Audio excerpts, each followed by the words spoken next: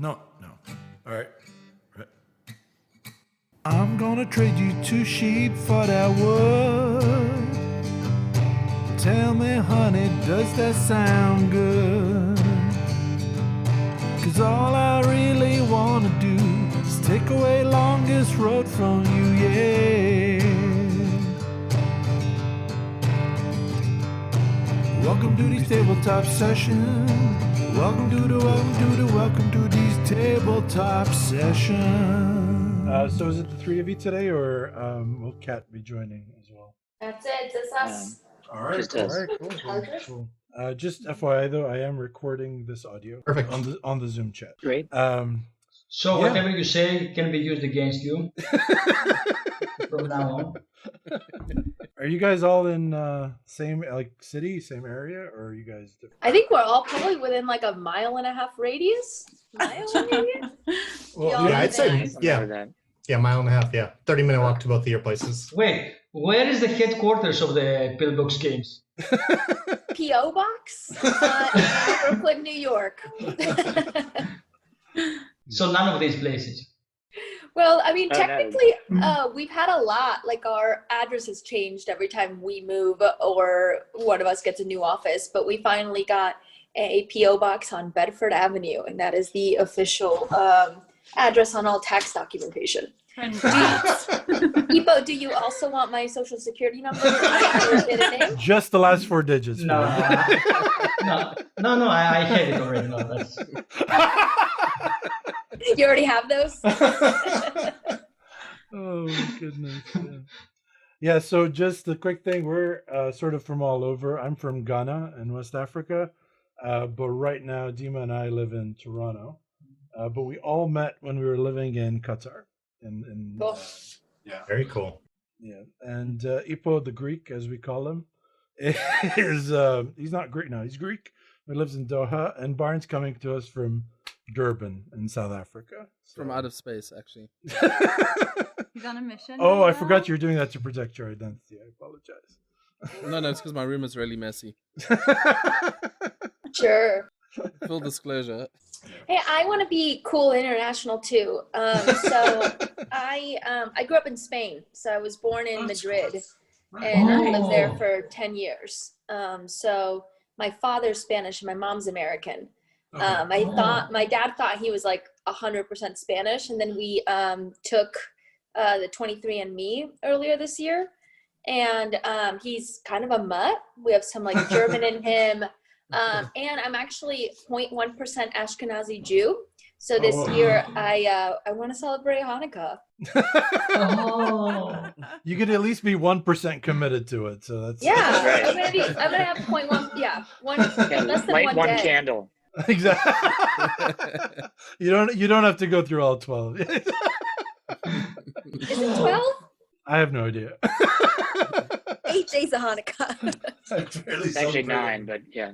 9? Well, there's an extra candle. There's the extra candle. Yeah. Yes. Is that for like bonus prayers? That's a bonus candle.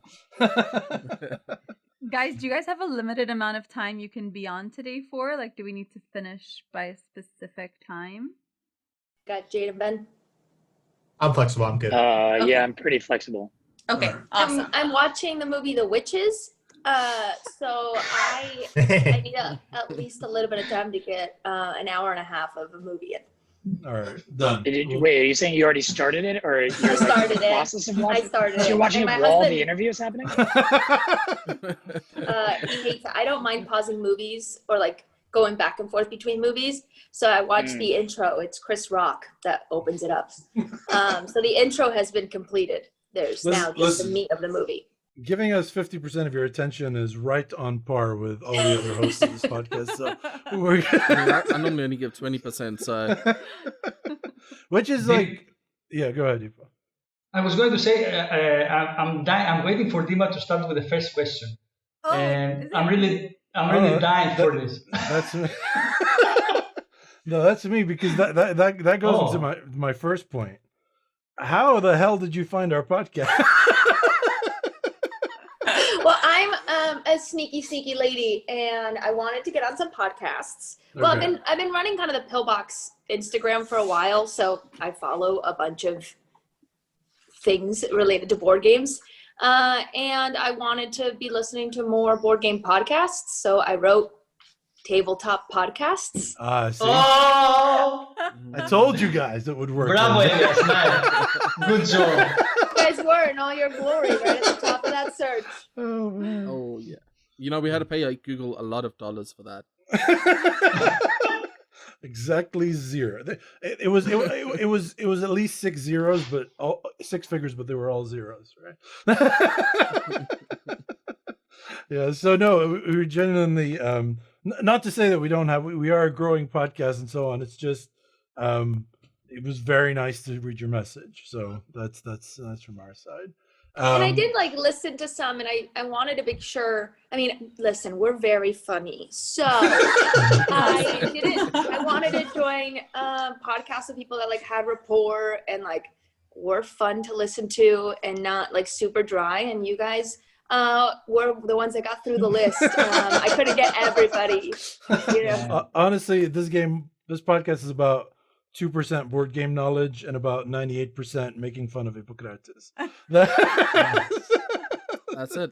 So we've kind of built our name on that. So yeah. So can you tell me? The reason we gave him his own corner was just so we could make fun of him.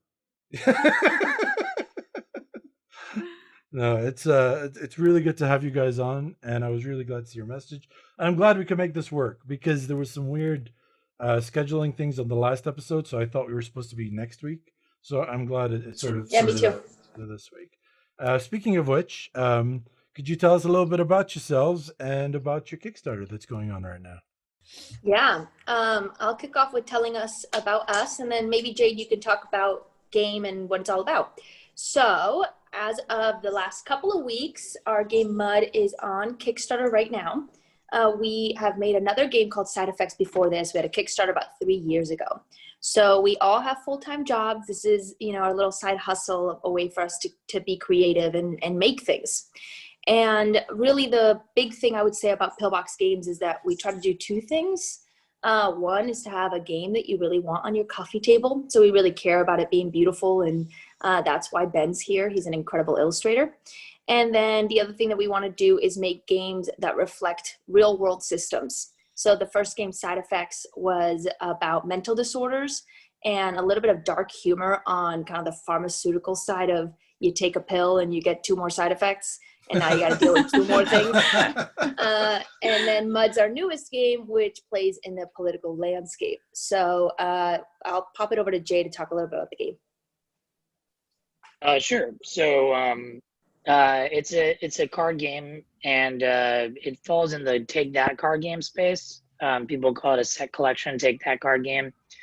Play time is 20 to 40 minutes usually. I'd say it's one of my favorite types of genres of card games because it's the type of card game you can really you can get verbal with it. You can build alliances. You talk through strategy, make deals, backstab people. Yeah, shit talk. Yeah, and Side Effects was sort of the same way, and so Mud has become a natural successor of that. The way you play is you're drawing from a deck of largely voter cards. And these are really beautifully designed cards that look like currency. Are they really beautifully designed, or are you just saying so because Ben is here? And I'm just saying. They resemble currencies, so it's very only there's certain symbols on the cards that indicate where the voter is from. So in the 1 of 4 regions of the United States, what their income bracket is. So there's working class, middle class, and upper class, and what political leaning they are. And you essentially wanted to collect a set of voters in front of you, similar to Jim Romney or something, where you're sort of laying down a tableau in front of you that are a certain amount of voters in a certain amount of regions that all share the same political leaning. Okay. So you're racing to claim that victory. But at the same time, in the same deck that you're drawing voter cards from, you can draw these rat cards, and these will influence certain things in the game. So some of the rats will say something like steal. So you can steal other people's voters from their voter map. or you could spy on them, see their hand and take a card from their hand. So these give you like great advantages in the game. The only drawback is that anytime you play one of these rat cards, you have to take a scandal card as well, which is it's a separate deck of just a list of scandals, and what these are unique punishments essentially. Yeah, I love you don't know what part. you're gonna get. Yeah, so it's I've never really seen this kind of game mechanic before, which was one of the reasons that we were really excited about making this game, is that you're always playing in this risk reward space where you have to kind of balance out the advantage that you're going to get with the rat with this blind punishment that you're about to receive in the scandal deck. Exactly. And just a quick thing on that topic, we're not like the biggest fan of just random card draws and see what happens. So I loved the fact that the scandal cards are something you get to see, and only when somebody else digs up dirt on you can you flip those over, so you can sort of plan to avoid taking what the potential pitfalls are for you in the future. And I like that a lot because it gives you a little bit of ability to, I'm assuming, I haven't played the game. Yeah, definitely. Yeah. But I think what's fun about it though is that when you're doing that, that changes in different stages of the game. So every time I've ever played this game, just like miraculously, it's always kind of followed the same kind of like arc. There's usually like this beginning of the game where people are setting up and they're kind of determining their strategies. There's a longer mid game where typically, you sort of see who's gaining an advantage or what kind of personality comes out in the game, whether you play a lot of rat cards or not. And then there's the end game. And if you're playing rat cards in the end game, as you can imagine, you can't account for the punishment you're going to get in the scandal. Mm-hmm. So it's much more risky to play those rat cards in that end game. However, that rat card could make all the difference in your end game. So volatility is going to really increase as the game goes on. But yeah, you're absolutely right. If you play them in the beginning, you can kind of like hedge your bet against the scandal that you receive. Yeah. I always get worried about doing that in the beginning just because you don't want people to start picking on you. And then I think that's what Jen did in the playthrough on your Kickstarter. Dima has PTSD of being in this game group for too long. I like that, yeah. I'm the only one that doesn't follow Jade's Arch. If I got rat cards, I'm playing them. I mean, it's a true strategy. If I've got a stack of scandals, chances are one of them's benign to me. So I'm playing the odds. Yeah, I like that. So Ben, you're the one that did all the art in the game, correct? Yeah, with a lot of feedback and bouncing things back and forth to the rest of the team. I'm sure. Yeah, but I'm the dude who knows how to draw. One of the things Jen tried to catch my eye with, because like shiny things, was your art. She sent a bunch of pictures, and I absolutely loved it. And one of the things we all agreed on looking at the Kickstarter, I mean, this was within the first like 30 seconds, but we all loved the art in the game. And I love that stylized sort of art. It's sort of like duller pastel. I don't even know what you call it. Yeah, like more of like a vintage palette. Yeah. Exactly. Yeah, exactly. Yeah. And is there a reason behind that? I mean, is it inspired from the theme, or is it sort of coming from anywhere else? Yeah. I think, just like we do, like Jade and Jen were saying about, we build our games based off of real world systems. We base the art off of, not necessarily, well, in this case, pretty historical stuff. So we look at like a lot of vintage political cartoons, vintage currency design. The backs are actually based on ballots. So we do a lot of research and we base it off of existing kind of design language, just like we do with side effects. So, yeah. Very cool. Very cool. One thing about the currency that we didn't kind of call, I mean, it's like a little bit of like dark humor and a call into kind of votes or money. There's a lot of like kind of low level satire about our current political system. And honestly, it's not even like, I think that one of the things that we were worried about, that a lot of people get worried about picking up a political game right now, is that, oh no, either one, I have to know politics to play, which is not true, or two, that it's just like too heavy right now. The funny thing for us is we're not kind of the people trying to ride the political wave. We've had this game kind of in development for 2 years, and we timed it for now being like, well, we got to do it like before the election. Looking ahead. But we're like, I think a lot of people on Kickstarter are a little bit like, oof, there's a lot of like games that are kind of about the orange guy and like that are just like have no actual good gameplay, that are just trying to ride the wave of like, oh, people are just like thinking about this. And so for us, it was more a game with a political theme than like, let's make a game about politics. Yeah, and yours definitely felt different. I've seen a bunch of those. They're like, oh, this is a game about Trump. This is a game about whoever it is. But what I did like about yours, even though you do say about American politics, because, you know, a lot of it is based on that, this whole topic about, because the American system sort of, it looks at itself as very different, but it's very similar to almost every other country in the world. I mean, we stole it. So. People are a little more blatant about it elsewhere. So like, I'm from Lebanese origin, and after like we've had like a couple years of protests and I don't know what, and we got rid of the prime minister, and I don't know what, and now 2 days ago the same prime minister just went back in there because like, and in Lebanon it's literally just a case of, oh, I pay this guy to vote for me. Like it's normal. It's not they don't even bother to hide it. You know what I mean? So obviously the American system has a lot of parallels to that, and there is a very direct root of, oh, money equals votes, right? That's kind of the amount of fundraising required is obnoxious. But Dima actually had an interesting question about that, so I wanted to. Yeah, it was very reassuring when I was going through the Kickstarter page when I read the sentence saying you don't need to have any political knowledge or background to play and enjoy this game. So based on that, do you think that this game can reach an international audience? Do you feel like this is something people could enjoy without necessarily being very like aware, knowledgeable about American politics? I think so. I got this question once before, and they're like, well, it's, it takes place in America, so I don't know if, it'd be interested to me. And this person lived in Europe. And I was just thinking like, if I would love to play a game about like Russian politics where I could sort of become, a corrupt Russian politician. Like that would be awesome to me. And I would love like that exists, by the way. Kremlin.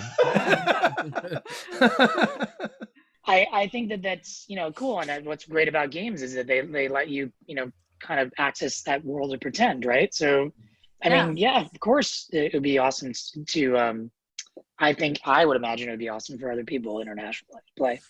Oh, I was just going to say that we always shoot for, even if you're well-versed in politics, we kind of pride ourselves in having some very obscure, silly things that are either, a few hundred years old or just so weirdly trivial and regional that hopefully we're going to teach some people who are pretty well-versed in American politics some silly scandals they didn't know about before also.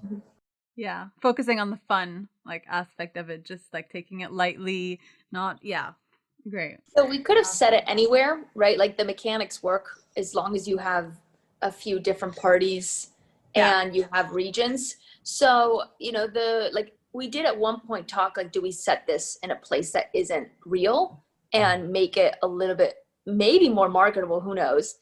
But it goes against our ethos of kind of reflecting a real world system and also making a statement. I think if you put this in a silly place, it takes away its bite. And so that piece was important for us, is to have a little bit of a bite. And your themes are very refreshing. Just side effects and now mud. It's nice that it's daring in today's world, just with, all the sensitivities and social media and all that stuff. So it's really nice that people are still putting themselves out there and trying to keep things light and you can't do anything without upsetting one side or the other, right? That's the so it's nice to see that. So we had a big long discussion about that, about how do you treat topics with respect, but how do you still make a statement? And Jade doesn't remember saying this, but I swear it was him that said this, that when you're creating art, you either want to comfort the disturbed or disturb the comforted. And you have to sort of. Jade, if I were you, I'd take credit for that right now. Real quote. It's a real quote, and he's the one that said it. Oh, okay. All right. Never mind. He's so Sure, I said it. philosophical. Yeah, I totally read a lot. Yeah. books. Yeah, I like that a lot. That's a great Yeah. idea to look at things. And Byron, this is a good time to talk about like the different topics that you were talking about, like politics, mental illnesses as choices, because that's exactly what it is, right? It's a topic that's bristling a couple of feathers, maybe, but also drawing attention to something that it should be. So, did you want to jump in? Yeah, well, the first thing I want to say is I saw one of your tiers on your Kickstarter was for guys to have their own portraits. Were you guys surprised that tier sold out like as well as it did? Were it like a pleasant surprise, or were you like, no, people are gonna buy this? People love Oh my God, I was themselves. They do. Last Kickstarter, that kind of like our high tier, those are actually the easy ones to get rid of. Like having the super fans is not in like your family and like people who have backed you before. People have cash. Like we're surprised. We were surprised the first time. So when we did side effects and our big tiers all went at once, we were like, holy cow, we were worried about not selling the $100 tier. And so I think we kind of learned that, limited number and, things that like we can't make more like portraits. If we know we have a certain number, we might release some more. But that stuff that's limited actually goes really fast. Yeah, we have a couple of friends like that always back at like the highest possible tier when they go on Kickstarter. And I think the idea is, well, like I'm doing it, like I might as well get everything for it. Yeah. So and the unique thing about the portraits is this is another thing that was important to us is Jay did something really cool with the game where all of the regions and the political leanings and the economic classes are proportionate to the US demographic. that's cool. That's cool. So you can win it's much easier to win a conservative South than a conservative Northeast. Makes sense. That's cool. And we want the same thing with the portraits. So one of the things we were worried about, and it's why we released not all of them, is we were worried we were going to get portraits of all kind of between the ages of 25 and 40 white men. And like that would take away Like the thing board that we gaming wanted. demographic. But we didn't. So either the demographics are changing or we attract different people or, something else. We've done pretty well. So we've got, I wouldn't say it's completely equal representation, but we also in our back pocket had friends and family we wanted to put in the game. So it kind of moves things around. Jade at one point suggested that we get rid of our portraits, and I was like, "You can do whatever you want with yours." But Good for you. Listen, Good for you. Ego is part of what makes us human. You can't be asking people to take their faces off their babies. Okay, I have a question. I'm a fellow designer wannabe. Okay, actually, I'm a failed designer, and I can blame my friends for this because actually, I wanted to play test my game, and I was bringing my game in the game night. We were playing once a week, and at some point, I felt that some of the people wanted to play something else, so I felt terrible about it. And so my question is, how do you find playtesters? Are you just playing it? Have a good the game. four of you. I had an amazing game. Well, I can guarantee that. Don't listen to them. But seriously, I mean, Okay. And how much time do you need to playtest the game? I think that in terms of finding playtesters, I mean, definitely initially you want your friends, you want people that opinions that you trust. I've also admittedly playtested games in early stages just with myself, which is extremely depressing, but necessary. Necessary. Especially verbal sort of negotiation games. Right. Perfect. That's where it gets weird. He wanted to do a playthrough that was just him playing it, and it just did not resonate. Just wear different outfits and then just you put on a fake mustache. I'm gonna assume that side effects was an idea of Jade. Originally, yes. Did you guys like pick the game and then place the theme on top, or you picked the theme and then decided on the mechanics? It started with the theme. Yeah. Okay. I think They're kind of with the both same. games. Yeah, exactly. Both games like actually had a theme mechanics simultaneously almost. Like I remember like thinking about. I just think it's fun to like think about real world things. You know, your daily life in terms of what kind of game could emerge from that. Can you make a game from your everyday life? Yeah. Yeah. The only other thing I would add about playtesting, because it was obviously two very different times that we, did a game. So for side effects, we were going to game nights everywhere. So like all over Brooklyn and New York, we would just show up to game stores, show up to play test, and both play with people and also just watch and kind of see what happens. It was Not creepy at all. Were you just asking random people to play your game? Yeah. Okay. I Nice.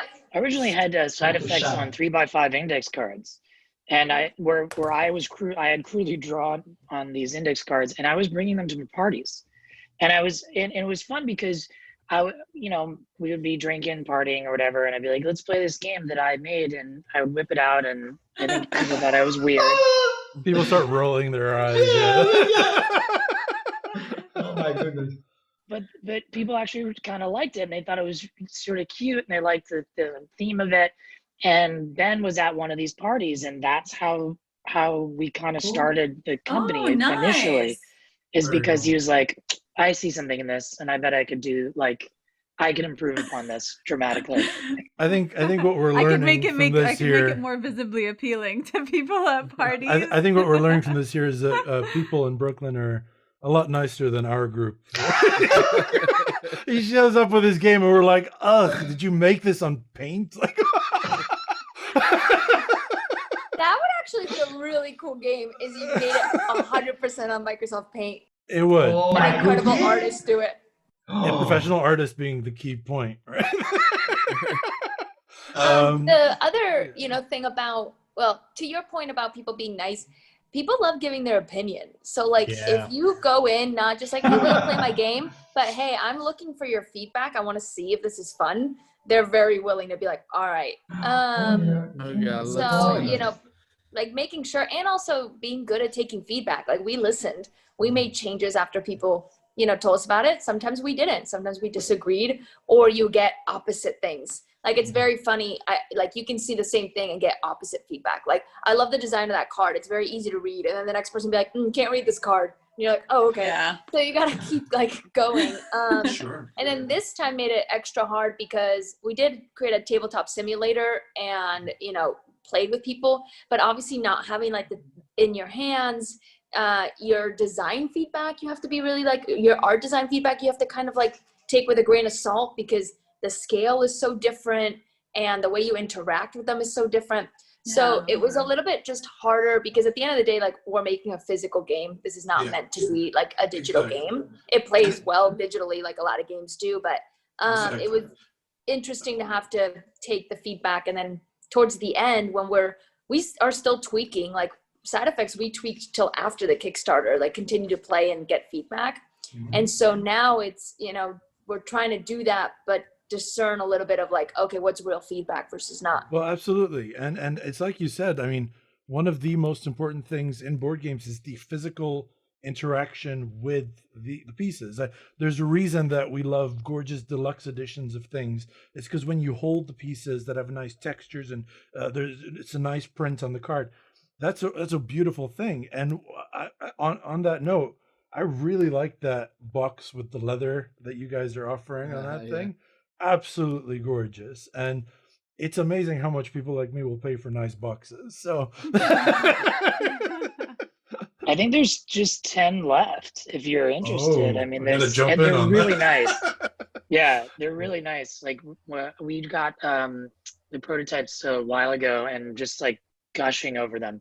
The wood is all oak and the leather is really But what's the leather. kind of wood it is?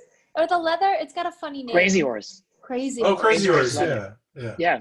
Yeah, which I prefer Of course. that type. Yeah. It's sort of like a rougher. It's like a rougher brand, lighter brand sort of thing. Well, It ends up looking more lived in. I have no idea why I know that. I'm pretty sure I was trying to buy a wallet once and they had a Crazy Horse option. But yeah, it's very, very cool. I really like that.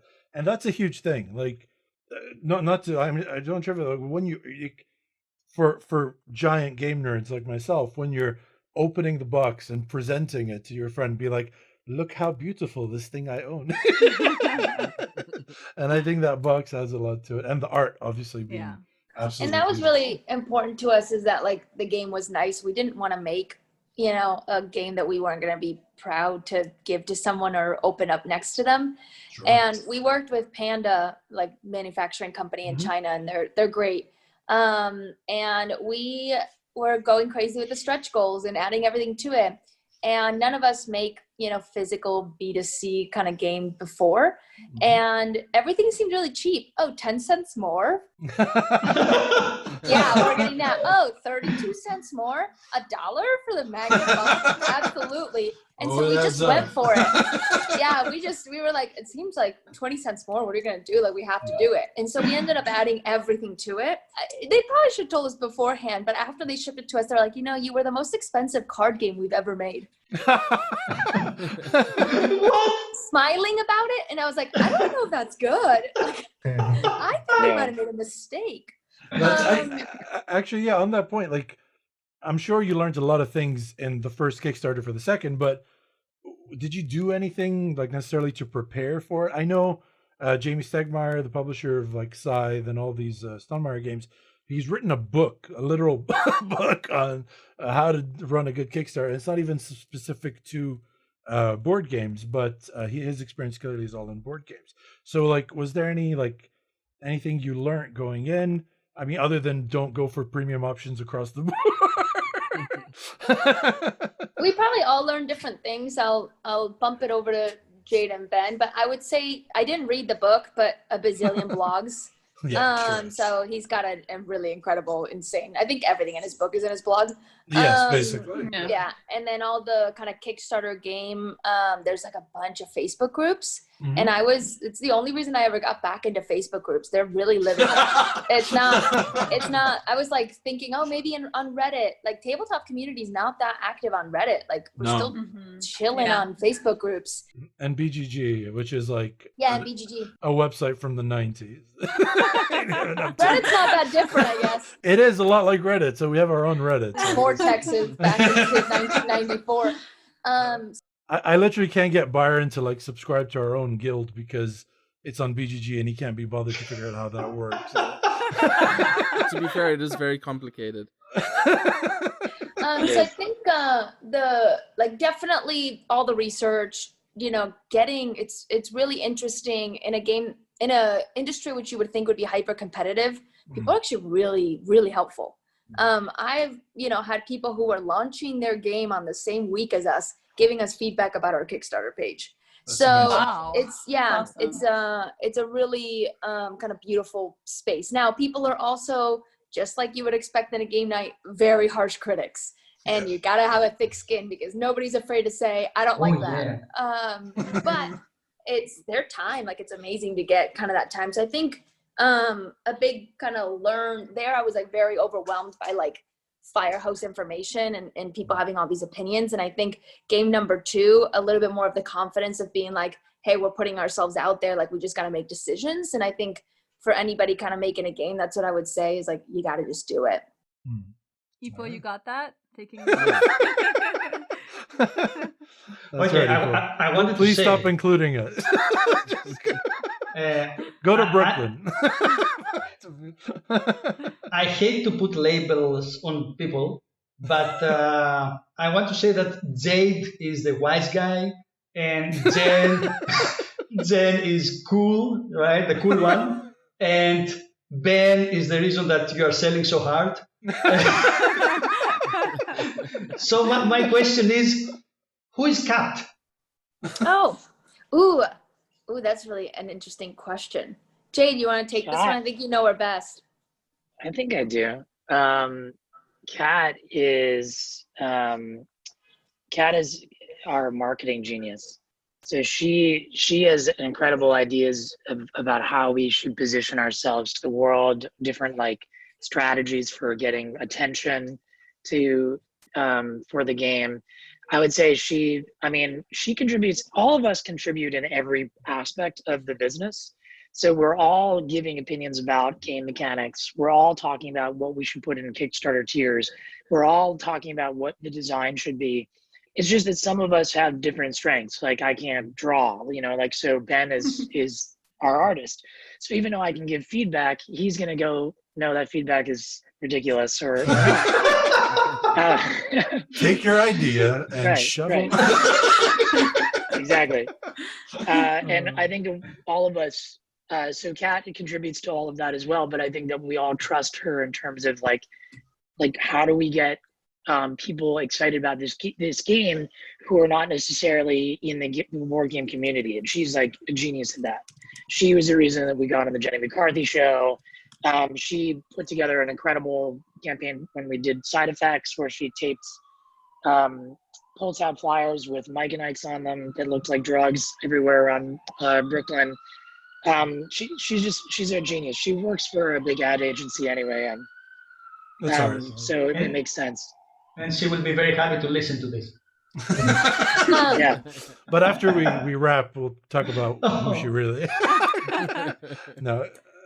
I have like the biggest friend crush. I mean, she is one of my best friends. On Kat. Like Kat is one of my favorite humans. I think the thing I would say about her, she has just like a really good pulse on like people and culture and what is interesting and cool and what's not. Like I think that that's sort of her superpower. Yeah. Is like, I might come home being like, home, I live with her now. I might come home now to my cat and just be like, oh my god, llamas are so cool. And she'd be like, they like, yeah, everybody got llama stuff like 2 years ago. Like, we're not. I was like, we should put a llama on our game.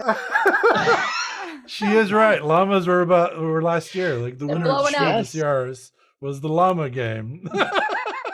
My sister, this is totally random. My sister was in Montana, and she sent me a video. She like FaceTimed me, and she was randomly taking a llama for a walk in the woods. Takes a llama for a walk.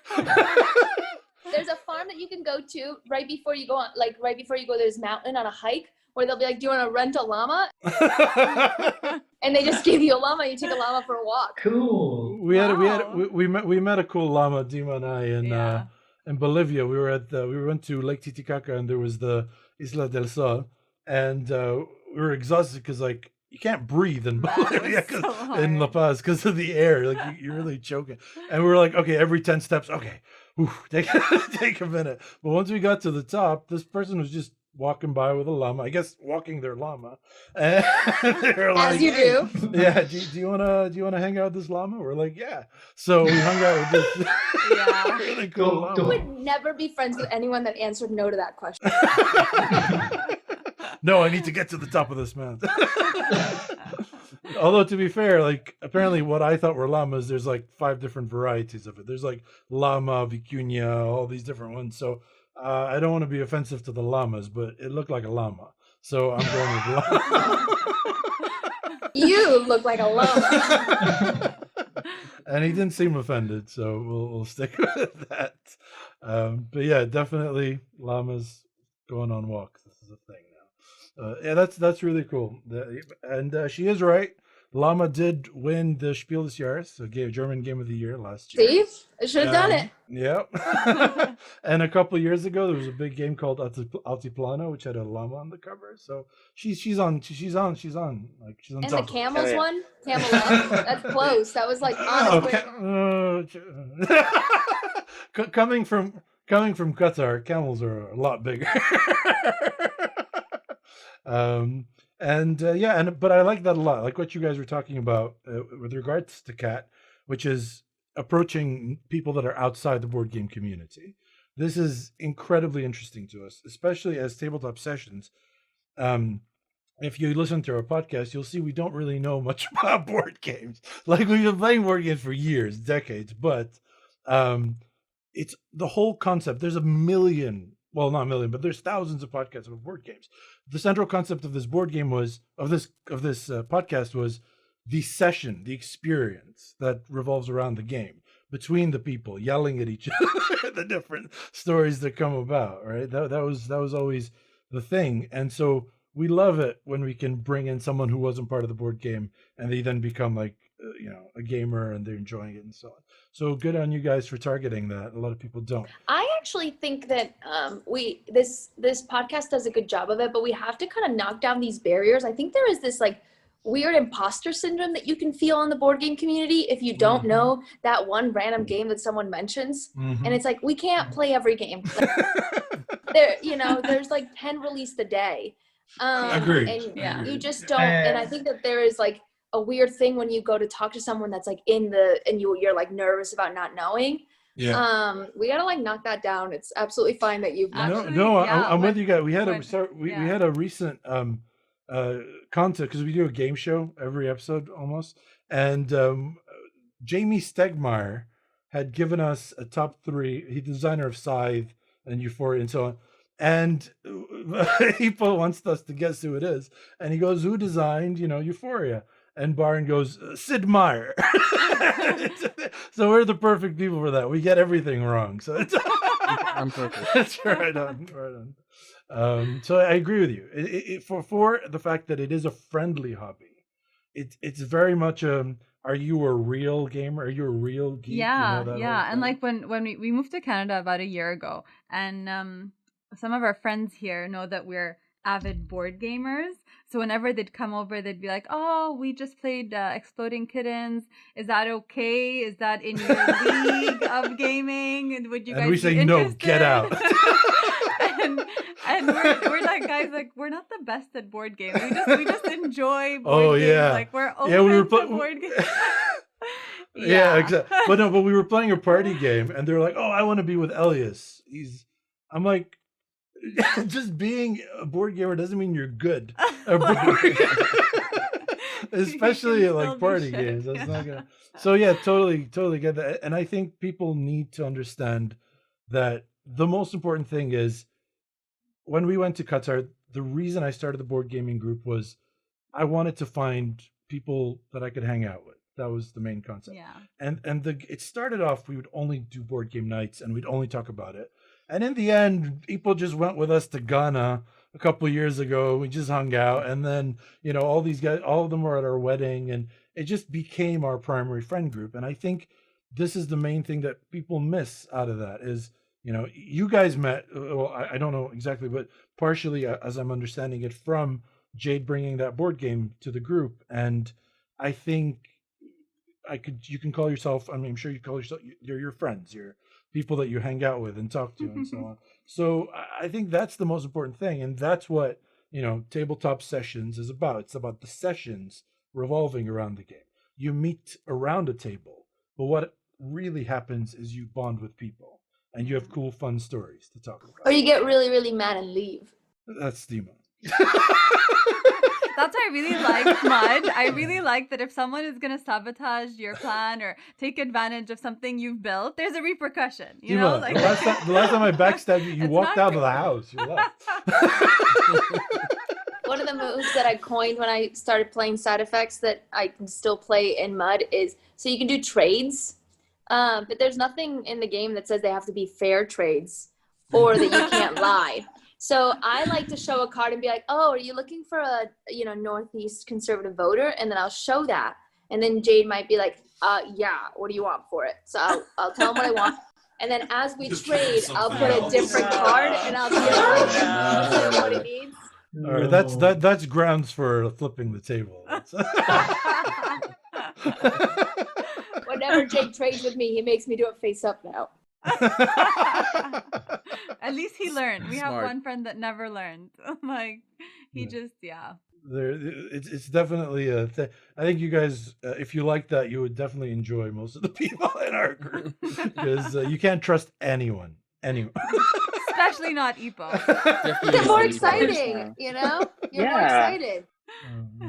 We had a person. We were playing a heavy sort of war game called Pericles. and it's about the Peloponnesian Wars. And you had, this is not one anyone should know, but basically Hippocrates, you sort of have semi-partners, which is two people representing the Athenians, two people representing the Spartans, and you represent one side in the battle, but internally there's a lot of political fighting, which is what issues are you going to focus on. Hippo pissed off his partner so much. No, he pissed off my partner and his partner so much. My partner got up, left the game, and joined another game on the other side of the table. And this is 3 hours into a 4-hour game. I think because he basically told him, like, why are you helping Elias win? Or like something. He literally like just that. got up and went to play samurai swords across the table. I'm not proud of it. It's funny to see grown men like, actually, you know what? You didn't get up from the table, Ipo. And I think that that's a really, really important piece to the story. I was trying to explain Secret Hitler to my dad. Yeah. And he doesn't like playing games. He'll play mine. He'll like get through it, but I think he gets overwhelmed by rules, and he just doesn't, he's a very quintessential Spanish man. We were playing Secret Hitler, and we're going through the rounds, and he's just confused. So round 3, he goes, "I'm Hitler." And then you're just like, God damn it, Dad. Like, no. And he's like, "I don't care. Okay." Well, that was a super fun game. Okay, funny story. My 8-year-old acts like that. Is his name Jose? No. But we're like playing for 30 minutes. He says, "Yeah, I don't care anymore. Yeah, bye." Gonna watch YouTube. I actually think that it's worse to play with someone that doesn't want to win than someone that gets too like intense. If you don't want to win, I can't. I have another funny story, and then I'll stop telling all my stories because I love it way too much. No, that's what this podcast is about. We love stories. I was playing like a super dumb video game with a friend of mine, Claire, where you have like either red balls or green balls or blue balls, and you like, not blue balls, yellow, and you pop them over to the screen, and it's a co-op, so you're both trying to get rid of all the balls before they come down. And so I'm on it, and she's just terrible. Like, she keeps putting green balls on red balls, and I'm like, "Come on!" And I'm like getting really like yelling, and we're playing at the office because I work with her too, and so I'm yelling at her and being like, "What are you doing?" She's like, "I don't know," and she's just playing. And then at the end, my other coworker Michael turns to me and he goes, "You know she's colorblind, right?" Oh no! Oh no! And she's like, "I don't know, I'm just playing with you. You said you needed someone to play with." And I was like, "Oh my God, I just yelled at you for an hour." That's hilarious. That story. Yeah, that was the best story tonight. Which is a nice transition that in our games we make sure that they're colorblind friendly. Very true. Yeah. Well done. Over here, we applaud good transitions. Yes. Thank you very much. Because we're very poor at them. Thank you, Ben, for this. Yes. We mostly do that with symbols, right, Ben? Oh yeah. Yeah, I mean, there's so many different kinds of color blindness otherwise. Like, if you see, like, video games that have, like, colorblind settings, there's always, like, 4 different options depending on the type of color blindness you have. So, yeah, symbols is the way to go if it's printed. Yeah. No, definitely. Awesome. We were playing at a recent game night over here at the Toronto game group. And this guy we were playing with, we were playing Bruges by Stefan Feld, which is this famous Euro-style game. And he you had to keep your cards secret, and there was no way around it for him, you know what I mean? And it's just, I mean, he just had to confirm, it's a simple thing, if just he make had, a unique symbol per color. If he had a blue card or a brown card, it was, So it's definitely something very recently that we've seen, and it's something that, you don't want a person not to enjoy themselves because. And it's so great that you guys targeted, That's awesome. It's an easy thing to design around, so it's just about being conscious of it. Yeah, absolutely. So what's next on the plate for you guys? Did you start thinking about that yet, or did your next 3-year interval not start yet? Well, I think we're hoping to be less than 3 years. We thought we would pop them out, and then it turns out it's a lot of work. We also pivoted a little bit because of the election and some other stuff. So Yeah. Sure. Yeah, but we were working on like a side effects expansion pack, and we were working on an alternate version of side effects, like a reskin version for a while. And we actually had some of that. We had like whole meetings about that. We had artwork developed for that. But I think that at some point we were just like, you know what? A new game is so exciting and so thrilling to like put together that we wanted to put our energy into that.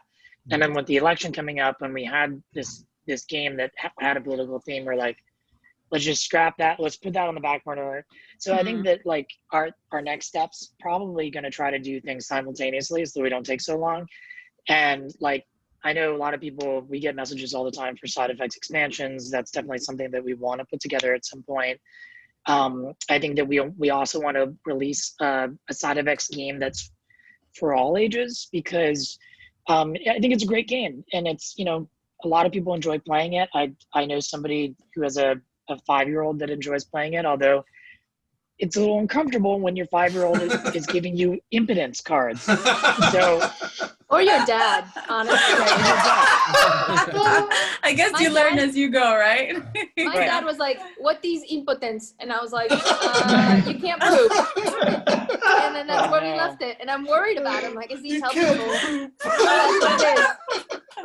But that's a real problem. I mean, we should discuss about real problems, right? Right, it's a real problem. Ipo, you want to tell us about it? I'm gonna make a break for 10 minutes, maybe an hour. Oh no! No, Evo plays inappropriate games with his kids all the time. Can you cut that out? You listen. No, I'm sorry, that was really badly phrased. People listens to this podcast in the car with his kids, and I've been on my best behavior, but I usually get between 30 to 50 swears in the course of a podcast. He's doing good. I actually had a listener message us and be like, the first time I put on this podcast, my kids were in the car, and if my kids get kicked out of class for swearing, we know exactly who's fault. Yeah, whatever. Another thing that we want to do, which I don't know if we'll do it the next one or in a few, is I really want to make, so we make card games, and we did that, one, because they're simple and we like card games, but two, because they're simple to produce and get your feet wet in this industry, and it's not as scary as a board.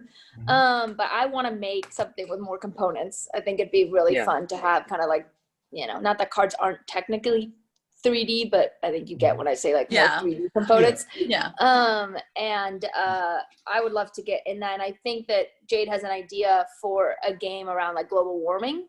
Nice. And which I think would be a really cool one to get a board into. Yeah. Definitely some people won't want that one either. I like it. My dream is to manufacture a global warming game that's made of biodegradable materials. I think that would be like ideal. But because we have to be cynical in our game company, you would play the role of a landlord buying beachfront property inland, so that as the water levels rise, your property value goes up. Some sort of idea, because you know I want to play the villain, and I always got to play the villain. That's good. But yeah, I think that I've also like we've thought a lot about different types of demographics and trying to like create what would a pillbox game look like for different types of people.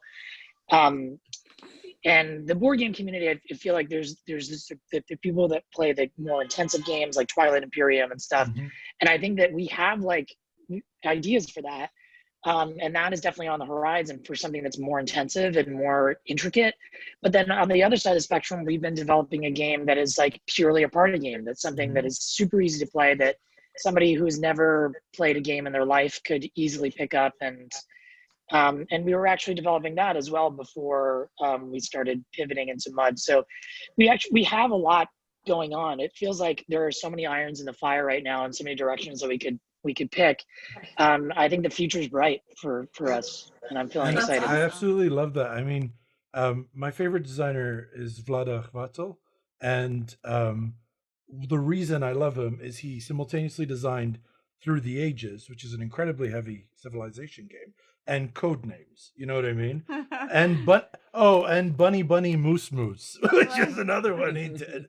So every game I play of his I adore, and so I literally love the fact that I'm like, oh yeah, the Bunny Bunny Moose Moose. This is from the designer of Through the Age. Would you like to play a game? I've had something in my Amazon cart for a while. Is Codenames Duo worth it? Yes. Yeah. Yeah. We played it at the last convention Yeah. we were Dima at. and I played it and- at Origins, was it? Yeah. Yeah. And we loved it because you could also play it with 4, Yeah. 2 Okay, teams. cool. Yeah. And it's Checking out right now. It's- Buy now. It's Thank good. you. It's actually my favorite version of Codenames that I've played so far. Oh, really? Okay, that's Yeah. good to know. Wow. Yeah, I think it's a little more strategic. Realize it's Disney princesses. What's the gimmick behind Duo? The idea is you have I'm going off like 2 years of memory, but basically you have the card. You have to deduce what cards could be yours and what cards are, because it's cooperative. Well, I know Codenames, but Duo. No, but it's a cooperative game. So Oh. Yeah, so there's some that on your side you have to figure out, and there's some on my side that I have to figure out. But some of those overlap, and some of those are like the bad assassin cards, just like in regular Codenames. So there is an actual aspect of okay, if she or he has this one across the board for me, then I probably don't have to worry about that one. Like there's a little bit of spatial reasoning attached to the game itself, which is interesting. Yeah, I'm gonna look into that. yeah. Honestly, I'm going off memory from like a couple years ago, Yeah. so check it out. Yeah, I remember we really enjoyed it, and it had like a co-op feel to it. But It is co-op. Yeah, but at the same time, like At the same you're time, we helping blamed each Mo. other, but you're doing it individually. Yeah. Like I have to think alone and give the clues alone, Yeah. so you still have that cool aspect where you have to come up with the clues. Yeah. But you're trying to do it together. I'm hoping that it works out all right. The problem I have with Codenames is that my husband's British, and then you'd think that it would be no language barrier, but it is a lot. We have one of our friends, actually he wanted to say summon, and he's Portuguese, and he said salmon. Simon. Salmon. And then so they went for all like the fish. No, and it was code named. Oh, There so was I good. think like mana and tap, like from Magic the Gathering. And so he's like, all right, I'm gonna say summon, which is something that happens in Magic the Gathering, and these guys are gonna know what it is. So he goes Simon 2, and then they go fish. So good. Even today, I'm not Oh. realizing why you're laughing. I can't No. understand why you're laughing. Yeah, But I mean, I listen to the same word twice, and you laugh altogether. I don't. you can't play with South Africans either. I was playing with Byron, and it was a dwarf. He had to get me to guess dwarf, and he said profession. Well, it is a profession. you So know. I clicked on office, obviously. Apparently dwarves are. Well, the way I was thinking is like a dwarf is a miner, and a miner is a job. Oh. We were thinking of Snow White's dwarves were that was their profession. They were professionally dwarves, yeah. Can a dwarf be anything he or she wants to be? I mean, A dwarf can be can a No, dwarf- you will Yeah. mine. Come on. So, Break yeah, the that- stereotype. They can do whatever they want. Exactly. So I think it's a good place to go because, as you know, everyday life for a dwarf is just mining. And so, True. for their perspective, a mining game would definitely be an everyday theme, life theme. But Ifa, do you wanna kick us off here? Yeah, I would just want to ask our friends here, our guests, that I want to actually to inform them that every time that the Hippocratic Corner kicks off, there is this sirtaki music that they add later, okay, in the post Zorba the production. Greek. And I feel terrible, and I feel this is insensitive. And this is the time that somebody else can support me. So if you want to speak out for me. I let No. you pick what music you wanted, and you sent me your father-in-law singing in a choir in Greece. That didn't help at all. I needed something good. That's Greek folk music. I yeah. needed a bouzouki or something. No, that's your Greek folks music. That's not a folk music. They're hard. Those are hard genres to Yeah, exactly. All right, so this is the Hippocratic Corner. Okay, so guys, again, thank you for joining us in this podcast. The top 3 for this episode will be everyday life themes games. So you already know this, and who wants to go first? Yeah, I think we had to be like a little flexible because there's different kinds of everyday life. Yeah. Like We have basically no parameters. Yeah. There's actually a friend of mine who went to the same college as me had a game that is now being taken on by the New York Board of Education. It's a really interesting educational game called the Period Game. This actually teaches girls about period cycle, and it's a really beautifully designed game too. So if you just look up the Period Game by Danielle Gilsands, it's beautiful. Huge fan of her. So I definitely, we collaborated a little bit early on because we both did Kickstarters within a year of each other also. So huge fan of her. We should definitely put a link to that in the episode descriptions for those people interested, since it's not easily... Under Muds, if you could. Thank you. Mud's the first thing, I promise that. I think it would be a great game for females and males, just because one of our friends, an acquaintance, thought that women could hold it in when they had their period, like you would hold in pee. Oh, you can? Oh, never mind. Tell me who after. That's definitely in the same spirit, and that is actually being used as an educational tool, which I just think is so cool. Then I'm a huge fan of Stonemaier, and then I gotta just throw in Wingspan there. I'm such a huge fan of that game. I play it so much. I just love how every bird is based on an actual system of how it interacts with its environment. So. And as an artist, how do you feel about that gorgeous Beth Sabel and all these guys? Okay. I love this group, by the way. They're like, it's an amazing thing, but please stop comparing it. Everything Stonemaier touches is obviously great. And then on the topic of also beautiful games that are based on actual things, do you guys know Facade Games at all? Maybe. Their biggest one is probably called Tortuga. They do everything based on historical events. They're all in these beautiful faux book boxes. Mm-hmm. But I'm a huge fan of... we have a couple of those games. Deadwood, Salem, and Tortuga are the main ones. But I was going to plug Deadwood as one that I'm a big fan of. We played that at Essen a couple of years ago. It's great. And I love the design of their stuff too. Gorgeous. And I love that you could just put it in the bookshelf and not tell anyone that you spent. I love it so much. On board games. I just bought a book. Are you going to get in the way of learning? No, they have great stuff. We play Tortuga a ton. Yeah, go ahead. No, I was just going to say I loved your top 3, and also I loved your comment about Wingspan. I mean, how difficult it is to just throw a bed. Just a bed, it's not a big deal, right? I have an unpopular opinion. I even have Mariposas too and played that. I don't like them. I'm sorry. I think that my issue is that it's way too much your game, and then let's who got the most points. Mm-hmm. And there's not enough. Maybe I just like to screw over the other player, and that's an important mechanic for me. Yeah, it's not a good game for you, Jen. We call it multiplayer solitaire. Yeah, absolutely. Yeah, it is. Yeah.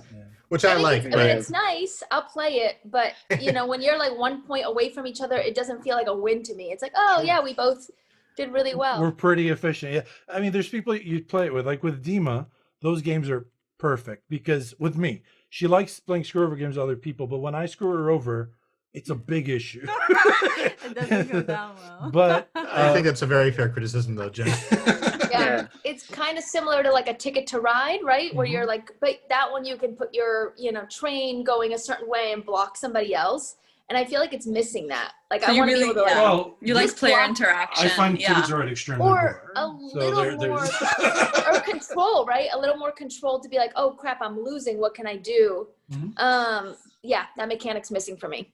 If you listen to our review to Wingspan, I think we played it 4 players, and I wanted to kill myself. I'm so happy you didn't. Yeah, thank you. Horrible thing to say. We had Jamie Stegmaier. But it was a good, true. But it was a very nice game with 2 or 3 players. I liked it. I mean, it was really not, but 4 players, it was just waiting for your turn. Yeah, just waiting for your turn to come back to you and do something. Yeah, it definitely depends on the group. Definitely, for sure. Let's go to Jade. Jade, do you want to tell us your top 3? Well, okay, so I got the prompt that it was daily life, so games based on your. We always I was have just thinking different. I was thinking of my life and my surroundings today, as in what's happening right now. So I think mine are all kind of topical. I mean, I got to go with pandemic. I feel like that is right. That's sort of ever present, relevant, relevant right now. And then reading the news about the Google lawsuit. I'll go with Monopoly as well. No, you brought Monopoly. This will not be the first time Monopoly is on the top 3 list, Byron. And then, anytime you read about politics, where I am, especially, I'll say I'll go with Secret Hitler. How about that? That's what I feel like I'm surrounded with right now in my immediate. Yeah, I like it. I actually thought about making a COVID-related top 3 because that's daily life. And the first one that popped in my head was a game called Kabuki, which is about masks. I just felt like that was the way to go. Is there a game about making bread? I guarantee you there's a game about making bread. Yeah, I mean, if there's viticulture, there's... Yeah. That was great. I don't know. I cannot say it was great because usually if somebody brings up Monopoly in this podcast, I just do this and say bye-bye and leave. You're not a fan of Monopoly? Actually, I was a fan of Monopoly. I mean, when I was 6 years old, I was trying to design a game where you can have stock market inside Monopoly, so you can buy like 20% of one street or something like that. Yes. Yeah, and my playtesters were my cousins, same age. But anyway, It's funny because I when I was a kid as well, I made my own version of Monopoly. Also, it's called Slumopoly. And you play a slumlord, and you're always trying to screw over your tenants and stuff. It's amazing how like little aspects of your personalities are there when you're younger, right? Yeah. Like you have a sarcastic view of things, so you have that. Right. And Ipo is a huge fan of stock games, 18xx games, and so on. Oh, really? And so, like at 6 years old, he's there trying to put 20% shares in Park Lane. And true story, my version of Monopoly was called Walpoly from Wall Street. Walpoly. Wait, what? That's fun to say. Wall Street and Poly. Walpoly. Oh my god. Okay. It's better Walpoly, but I like Walpoly better. I was not very good in marketing. Walpoly sounds like it sounds like the like Wario version of a Super Mario. Yeah. Walpoly. It sounds better in Greek. I want to say that. Okay, Jen, would you like to tell us your top 3? Yeah, so I didn't make them about other. I went like what Jade did, and I was like, I don't think about myself enough, and so I decided to make them about me. So the first one's Cat Lady. Don't enjoy the game, but I love cats, so Cat Lady. The other one is Fake Artist. That one is like I'm being really open and vulnerable to you guys. I have like a little bit of a like a limiting belief around being an artist, and so that one kind of speaks to me. And then I don't want to explain the last one, but Murder in Manhattan. That was great. We have a good story about Fake Artist Goes to New York.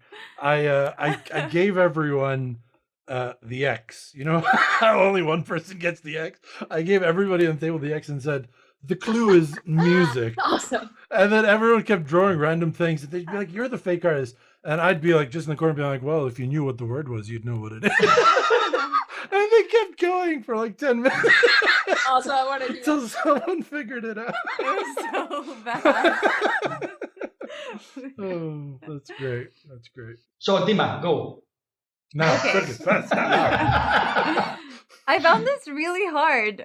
So my number 3 is patchwork, even though I've never sewn anything in my life. Sewing does exist. Exactly. It's part of someone's everyday life. My number 2 is Overbooked, for people that traveled in the past before COVID.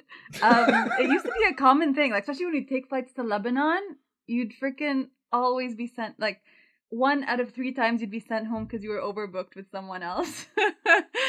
So that's my number 2. And my number 1 is Fog of Love. Yeah. I don't know if you guys have played it, but I felt like it was a real depiction of everyday life, That like is in not a relationships. depiction of a rom-com. And you really get to know your partner. So in our game, like I was a politician and Elias was this artist. I was a criminal. So and then he, like, one of the questions was, if the cops come to your house and then while they're knocking at the door, your partner asks you to like say that they were home with you last night, would you do it? Yes. And I said no. Thank you. She said no. And he was like, seriously, you wouldn't say yes? And I was like, I'm a politician. I can't be having like Career first, apparently. I can't be assimilated with. Jacob, who's the designer of Fagalove, I think he's like an industry friend at this point. He kind of helped us give feedback on the mud page. And he may or may not have a portrait in the game. That's awesome. Wow. That's all. But Dima, only you would think Fog of Love is representative of real life. It just shows you like some aspects of your personality that you would never get to show in everyday interactions. Correct. Thank you very much, Dimas. Let's go to Byron. Byron, tell us your top 3. Okay, mine are gonna sound silly compared to everyone else's that actually had some thought in their process. I went with things that I like to do, so that's kind of like my top 3 of everyday life. That's totally what we asked. In number 3 is a game called Brew Crafters, because I like beer, I like making it, and I wish I could make more. That's nice. I don't know what's simple, straightforward. Number 2 is Millennium Blades, because if anyone knows me, I'm a huge collectible card fan. I played every single collectible card game known to man. I'm okay at them, I guess. Throws in the I'm okay. And in my number 1 is a game that's been released this year called The Cost. This is a game about the asbestos industry in the early whatever. But is that my something current you job, like doing? my current job is looking after people that have been exposed to asbestos currently. So I work in health and that's hard safety to make fun of when you people. made it like really kind. No, it's super easy. Byron. You guys try and beat that. That was great, Byron. This is easy. This is hard now to beat for Elias. Easy cake. All right. So my number 3 was Kitchen Rush, because I thought like the idea of a game working in a restaurant and the time and the pressure and so on was very cool. Plus, I really enjoy it. Plus, whenever we play it, Ipo's wife is just yelling at Ipo the entire time, which gives me a good idea of what happens in their kitchen in everyday life. My number 2. Or it gives you an idea why I'm not in the kitchen. Me and Ipo were terrible. My number 2, which is not a very well-known game. It's a Polish game called Kolejka, which is Polish for queuing.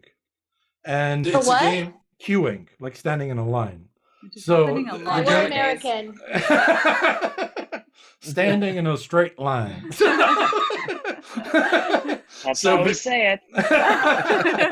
So it's called Kolejka, and the idea is it's during like Soviet rule in Poland, and so everything's basically based on a ration system. So depending on which line you queue for, you're going to get different things that you can take back. And it's actually a game that's like acknowledged by the Polish like Heritage Society, and it's a wonderful game, super hard to get your hands on, but Eugenia's wife Barbara is Polish, so she hooked us up. But it's a really fun game, and I love that there's a game about standing in line. So it sounds super boring, but we have it. Super it's interesting. so good. Check it out. The art's also very interesting. It's minimalist, but kind of dreary, and I really like it. The box looks like a piece of like a board, like a box wrapped in like brown paper with like a twine rope around it. Cool. And my number one is something that's not necessarily easily to understand as everyday life, but I like how they took that and took an everyday life aspect to it, which is The Grizzled, which is a game about people stuck in a trench during World War One, French soldiers specifically. Yeah, but the game is not about the war. There's no mention of it. It's literally just how are you going to keep your morale up high enough to survive. And I think we're all kind of in the trenches these days, especially if you look like me and people I thought you were going to get disqualified right when you started that, and then I make the rules. really flipped that. That was quite a journey that we went with you. You know, Jen, I'm the editor of the podcast, so I do what I want. So I come up with the top three, but I don't disqualify anybody because otherwise Dima would be disqualified every single episode. Yeah, she just comes with random top three. She goes down to the board game shelf and writes 3 games. I have a question about Kitchen Rush. Is it really worth it? I just so I love cooking games. I'm obsessed with the video game Overcooked. Mm-hmm. It's Overcooked. Okay, so that's what it looks like.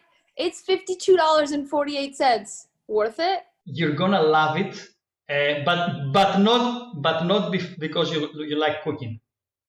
You're gonna love it. I don't like cooking. I like playing cooking games. I like playing games of things that I don't like to do in real life. Okay. I guess the question is, do you like real-time games? Like games that like you have to act as fast as you can? You'll love it. Yeah. It's gonna be fun. So much fun. It's a game that took me completely by surprise. I put on like a few top 3 lists. Like it's one of my favorite co-op games. Like it's really up there. Great. So now, guys, I'm gonna tell you. So thank you for joining us. I'm gonna tell you my top 3 and what. We're leaving. Oh, no. We don't need to hear it. And you're gonna now know what are the 3 games you should have come up with, but you failed.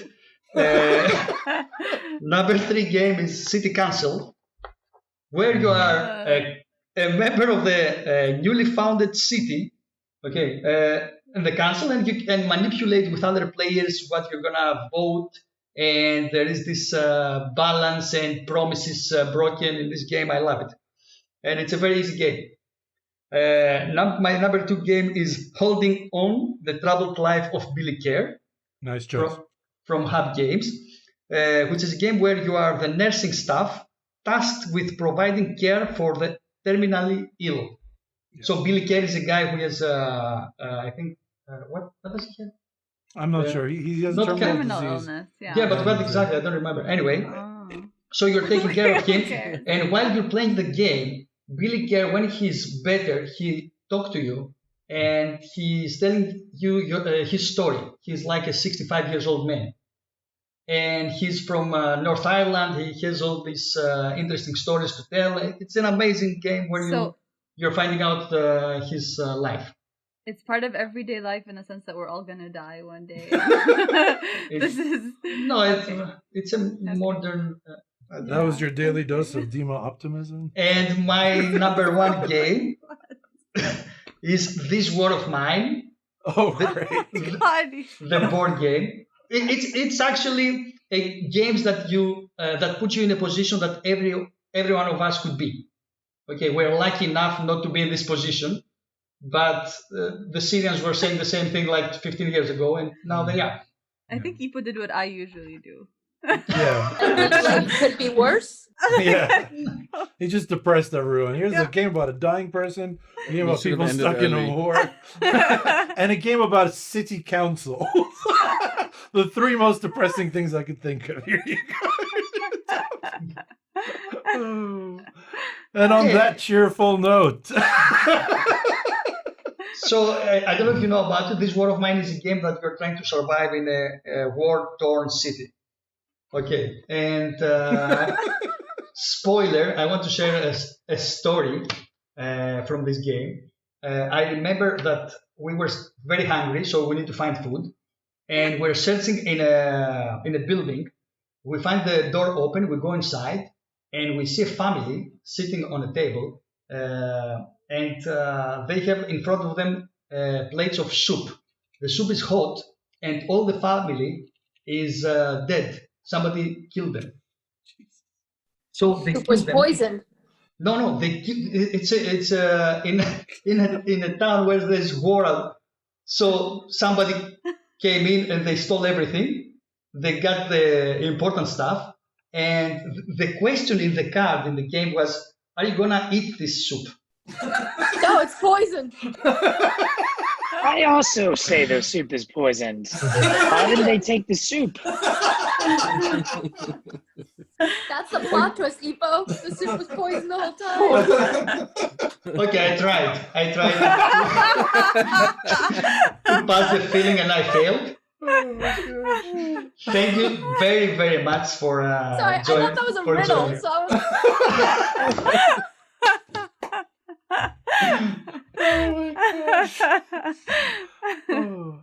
Anyway, thank you very much for joining us. Thank you very much for your very interesting top threes.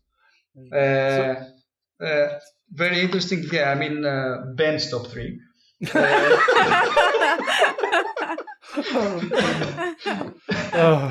No, everyone, you know, Ipo, I love how comfortable you make people feel in this podcast.